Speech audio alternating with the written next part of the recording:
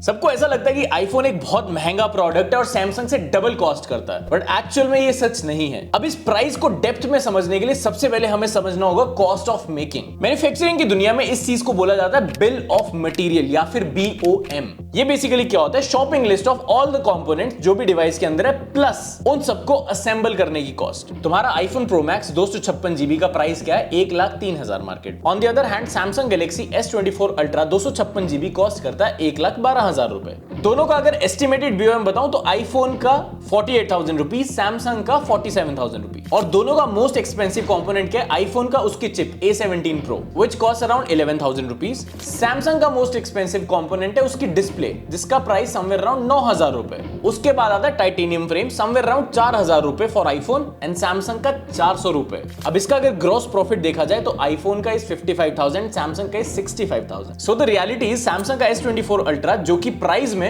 9,000 रुपए ज्यादा है, उसकी बिल्डिंग कॉस्ट एक्चुअल में कम है, उसको बनाने की कॉस्ट आईफोन से रियल में कम है। And if you see raw cost जो है उनकी पार्ट्स की एंड असेंबल करने की वो ऑलमोस्ट सिमिलर है। लेकिन अगर तुम ग्रॉस प्रॉफिट देखो सिर्फ हार्डवेयर के ऊपर based on bill of material तो वो सैमसंग S24 अल्ट्रा की ज्यादा है, जो कि टोटली उल्टा है उसके जो लोगों को लगता है। लेकिन ये पूरी स्टोरी नहीं है, this is just hardware level story. इन दोनों मोबाइल फोन्स का मोस्ट एक्सपेंसिव पार्ट देखते हैं। एप्पल का A17 Pro चिप जो कि कॉस्ट करता है समवेयर अराउंड 11,000 रुपए और एप्पल इसके ऊपर बिलियन स्पेंड करता है, बट एक्चुअल में वर्थ इट भी है क्योंकि it's a beast. On the other hand Samsung का most expensive part 6.8 inch dynamic AMOLED 2x display जिसका प्राइस है समवेयर अराउंड 9,000 रुपए and this is one of the best screen in the market. लेकिन इस screen को बनाता कौन है? सैमसंग खुद। स्क्रीन बनती है सैमसंग डिस्प्ले में। सैमसंग डिस्प्ले बेसिकली क्या है? सैमसंग का खुद का ही डिवीजन है और ये एप्पल का one of the primary supplier है आईफोन स्क्रीन्स के अंदर। If you don't know, iPhone actual में सैमसंग की स्क्रीन्स यूज करता है। एंड ऑनेस्टली ये एक फन फैक्ट नहीं है, ये पूरी की पूरी पजल का एक कोर पीस है। सबको लगता है कि सैमसंग एंड एप्पल कंपटीशन की स्टेट में है, but no,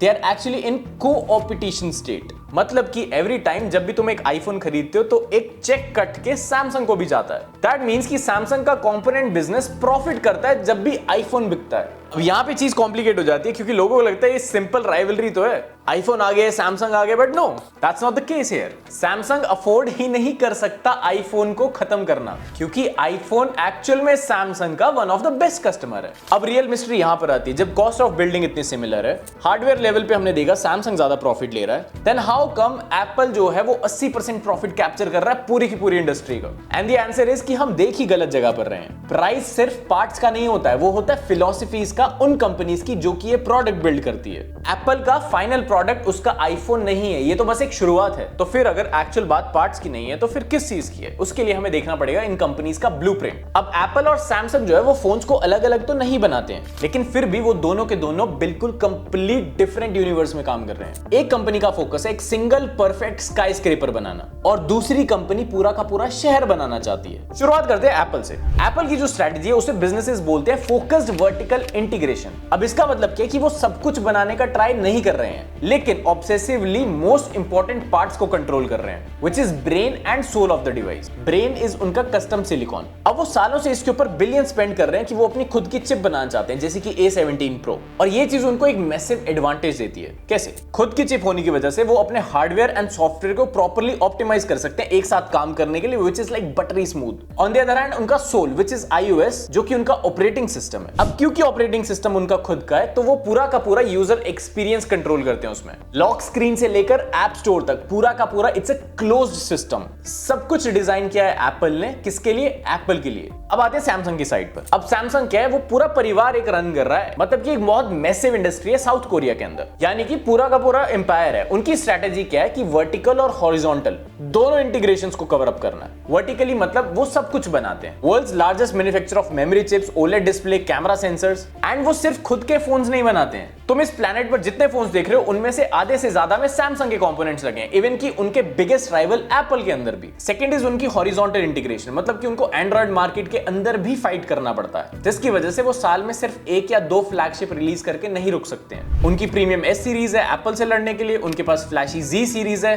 foldable, innovative innovation दिखाने के लिए, उनके पास मिड रेंज ए सीरीज है चाइनीज ब्रांड्स के साथ फाइट करने के लिए जैसे कि Xiaomi, एंड उनके पास बजट एम सीरीज है जो कि इमर्जिंग मार्केट के लिए बहुत परफेक्ट है। सो बेसिकली लड़ाई यहां पर दो इक्वल्स की नहीं है, लड़ाई है दो डिफरेंट फिलॉसफीज की। एप्पल की इंटीग्रेशन है डिफेंसिव, वो बनाना चाहते हैं एकदम परफेक्टली ऑप्टिमाइज इम्पेनिट्रेबल प्रोडक्ट, उनका गोल है बेस्ट आईफोन बनाना। सैमसंग की इंटीग्रेशन इज ऑफेंसिव, वो डोमिनेट करना चाहते हैं अपनी कंपोनेंट्स की ग्लोबल सप्लाई को, एंड उनकी लड़ाई हर प्राइस पॉइंट के ऊपर है मार्केट के अंदर। उनका गोल है मैक्सिमम टू मैक्सिमम फोन्स बेचना plus most of the components बेचना भी। अब ये स्ट्रेटजी डिफरेंस बताता है सब कुछ, स्पेशली इनका प्राइस। एप्पल बनाता है सिर्फ प्रीमियम फोन्स, आईफोन का मतलब ही एक्सपेंसिव है। उन्होंने लोगों को आदत डाल दी है हाई प्राइस एक्सेप्ट करना as their normal brand identity. On the other hand Samsung के साथ एक प्रॉब्लम है यहाँ पर। अब क्योंकि तुम्हें सैमसंग का फोन 10,000 से शुरू होता दिख जाएगा अप टू 1.5 लाख रुपए, तो सैमसंग का जो ब्रांड नेम है वो थोड़ा सा डाइल्यूट हो जाता है। जब तुम 1 लाख का S24 अल्ट्रा देखते हो मार्केट के अंदर, तो सबकॉन्शियसली तुम्हारा दिमाग तुमसे पूछता है कि ये जो सैमसंग का फोन है ये खुद से ही 4 गुना महंगा क्यों है।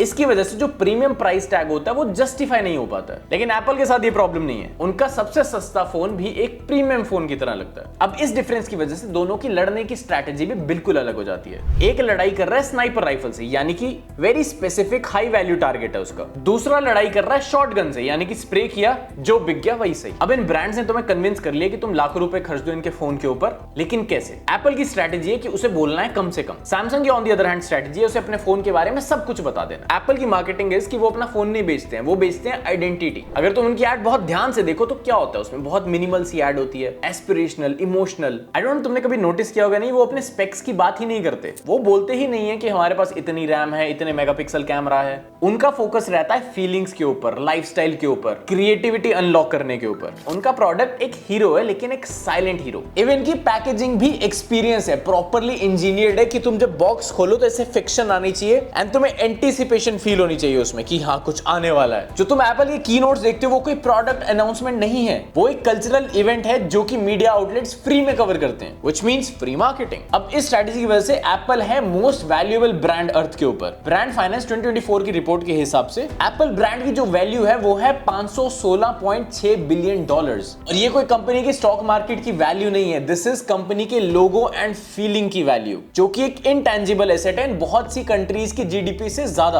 अब दूसरी तरफ हमारे पास आता है सैमसंग। अब सैमसंग की स्ट्रेटजी है उनको इंफॉर्मेशन एकदम भर भर के दिखानी होती है, अपनी स्पेसिफिकेशन चिल्ला चिल्ला के बताते हैं अपनी मार्केटिंग में, एंड इवन की वो डायरेक्टली एप्पल को मॉक भी करते हैं फीचर्स में पीछे होने की वजह से। और Samsung constantly promotions, trade in deals, bundles, यानी कि फोन लो साथ में ईयरफोन्स फ्री मिलेंगे, ये सब ऑफर्स निकालते रहता है। और ये चीज उन्हें करनी पड़ती है क्योंकि वो एक ब्रांड से लड़ाई नहीं कर रहे हैं, वो अपने एंड्रॉइड के जंगल में भी बाकी फोन्स के साथ लड़ाई कर रहे हैं। मेरी बातों को गलत वे में मत लेना, Samsung as a brand incredible value hold करता है, समवेयर नियर $100 बिलियन, बट फिर भी ये एप्पल का 5वां हिस्सा है। और अगर तुम अब दोनों का एड स्पेंड कंपेयर करो तो 2023 में एप्पल ने $775 मिलियन स्पेंड किए थे डिस्प्ले एडवर्टाइजिंग के ऊपर सिर्फ यूएस के अंदर, एंड सैमसंग $152 मिलियन। अब तुम अगर इस चीज को नहीं समझे तो एप्पल की मार्केटिंग ने बहुत एक अच्छी चीज अचीव किया है यहाँ पे। उसने एक परसेप्शन डिस्कनेक्ट कर दिया वैल्यू का फीचर से। वो तुम्हें एक आइडेंटिटी बेचते हैं और इसका फायदा ये है कि नए मॉडल के आने पर वो आइडेंटिटी पुरानी नहीं होती है, आउटडेटेड नहीं होती है। सैमसंग तुम्हें बेचता है टूल्स और उन टूल्स की वैल्यू डायरेक्टली टाइड अप है फीचर्स के साथ, and there is a problem, जैसे ही नए टूल्स आए पिछले टूल्स आउटडेटेड लगने लग जाते हैं, जिसकी वजह से एप्पल को अपने पुराने फोन्स के प्राइसेस ज्यादा गिरने नहीं पड़ते, एक स्टेबल प्राइस मेंटेन कर सकते हैं। लेकिन सैमसंग के लिए डील ड्रिवन मार्केटिंग बहुत जरूरी है एंड्रॉइड जंगल में सर्वाइव करने के लिए। बट अगेन इसका भी एक साइड इफेक्ट है कि यूजर जो है सैमसंग का कभी भी फुल प्राइस पे नहीं करना चाहता है, वो हमेशा एक डील की वेट कर रहा होता है कि हाँ नया फोन लॉन्च हुआ है, अब इसके ऊपर कुछ ऑफर आएगी, प्राइस कम होगा तब मैं लूंगा। इवन की फ्लैगशिप्स के साथ भी ये प्रॉब्लम है डे 1 से। अब ये तुम्हारे दिमाग में एक प्राइस एंकर इफेक्ट क्रिएट करता है, क्योंकि सैमसंग हर प्राइस पॉइंट के अंदर है, बजट से लेके प्रीमियम तक। अब इनका ब्रांड तुम्हारे दिमाग में छप चुका है as cheap and expensive also. तो जब तुम सैमसंग का 1,10,000 रुपए वाला फोन देखते हो तो तुम्हें ऐसा लगता है कि भाई इतना प्राइस क्यों ले रहा है, सैमसंग ही तो है।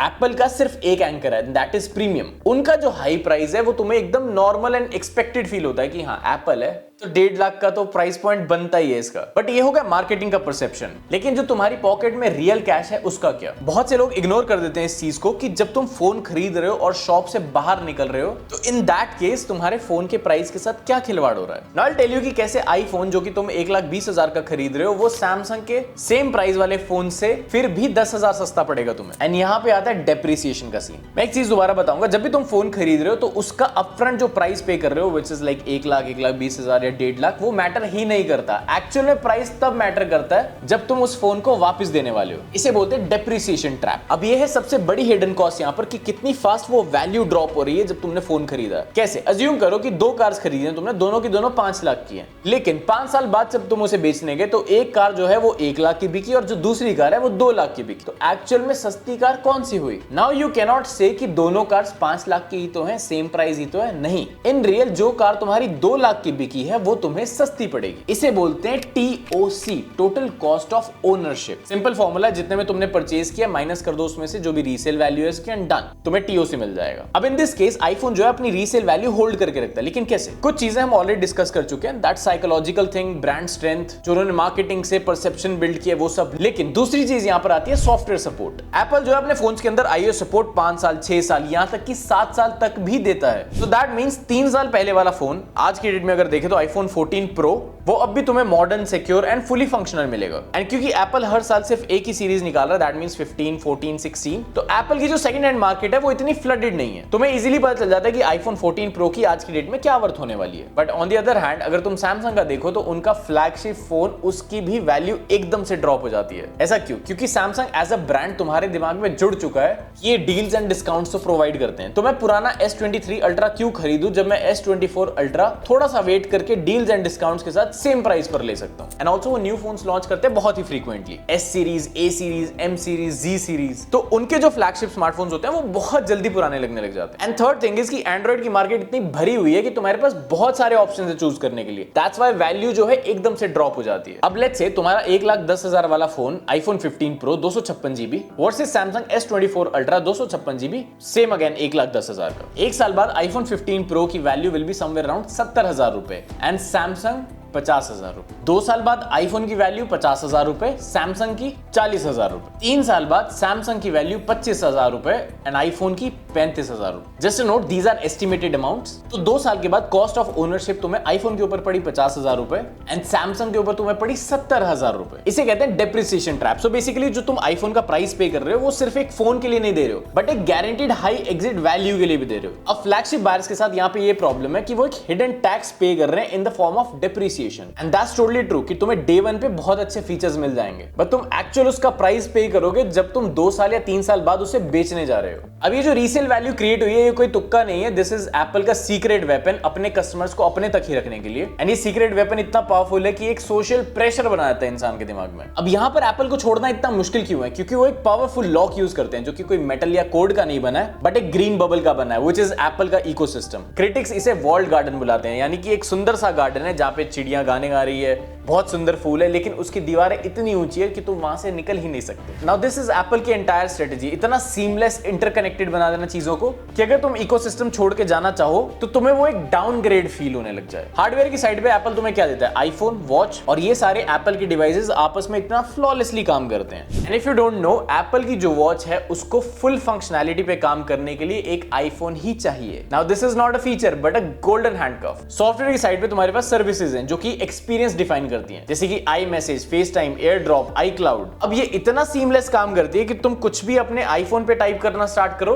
और उसको लैपटॉप पे फिनिश कर लो, no problem, without a problem. तुम अपने आईपैड पे कुछ भी कॉपी करो, उसे अपने मैकबुक पे पेस्ट कर दो। अभी एक जादू की तरह काम करता है, लेकिन वो जादू सिर्फ वॉल्ड गार्डन के अंदर ही काम करेगा। जैसे ही तुमने एक कदम बाहर रखा, ये जादू खत्म। एंड डेटा के हिसाब से एप्पल का कस्टमर रिटेंशन जो है 89% से बढ़ के 92% हो गया, जिसका मतलब है कि जो भी कस्टमर आईफोन ले रहा है वो अपग्रेड भी आईफोन में ही कर रहा है। On the other hand Samsung की लॉयल्टी भी अच्छी है, which is 77%, but not as good as Apple, जिसकी वजह से अब हम बात करेंगे एप्पल के most controversial and most powerful tool की, व्हिच इज आई मैसेज। अब इसका डिफरेंस बहुत सिंपल है, जब भी कोई आईफोन यूजर दूसरे एप्पल डिवाइस को टेक्स्ट करता है तो वो यूज करता है एप्पल का खुद का आई मैसेज प्रोटोकॉल, यानी कि ब्लू कलर के bubbles, high resolution photos and videos, typing indicator, read receipts and end to end encryption, तुम्हें सब कुछ मिलता है। लेकिन जब एक आईफोन यूजर एक एंड्रॉइड यूजर को टेक्स्ट करता है तो उसे वही पुराने मेथड्स यानी कि एसएमएस के ऊपर लैंड करना पड़ता है। बबल्स का कलर चेंज होकर ग्रीन हो जाता है, व्हिच मींस कि सब कुछ ब्रेक कर गया है। Pixelated photos, pixelated videos, group chats नहीं चलती है ढंग से, नो रीड रिसीट एंड कोई इंक्रिप्शन नहीं है जब तुम नॉर्मल एक एसएमएस प्रोटोकॉल यूज कर रहे हो। अब this is not technical limitation, तुम दूसरी एप्स यूज कर सकते हो, लेकिन ये एप्पल का स्ट्रेटेजिक मूव है so that non Apple users को ऐसे थोड़ा सा वर्स फील हो सके कि हम तो भाई टेक में बहुत पीछे हैं। एंड सिर्फ इतना ही नहीं, इसके सोशल कॉन्सिक्वेंसेस भी हैं। यूएस डिपार्टमेंट ऑफ जस्टिस ने एक एंटी लॉ सूट के अंदर एप्पल को कॉल आउट किया था, बोलते हुए कि ये जो टूल है यूजर के दिमाग में सोशल स्टिग्मा, ब्लेम, एक्सक्लूजन का कॉन्सेप्ट डालता है। And you will be shocked, study के हिसाब से 52% एंड्रॉइड यूजर्स का मजाक उड़ता है उन ग्रीन बबल्स की वजह से। Now you might be thinking कि सैमसंग ये सेम चीज क्यों नहीं करता है? Samsung works on Android which is an open source software. Apple का ऑपरेटिंग सिस्टम खुद का है, वो आईफोन टू आईफोन बहुत सीमलेसली कनेक्ट कर सकता है, बट सैमसंग दूसरे एंड्रॉइड फोन्स को फोर्स नहीं कर सकता है कि तुम यही स्टैंडर्ड बना दो जो मैं ऐप बना रहा हूं। Now that's totally up to you, दोनों में से कोई भी फोन ऑन करो, it just go for needs and not for desires. Companies तुम्हें इमोशंस बेचने की कोशिश करेगी,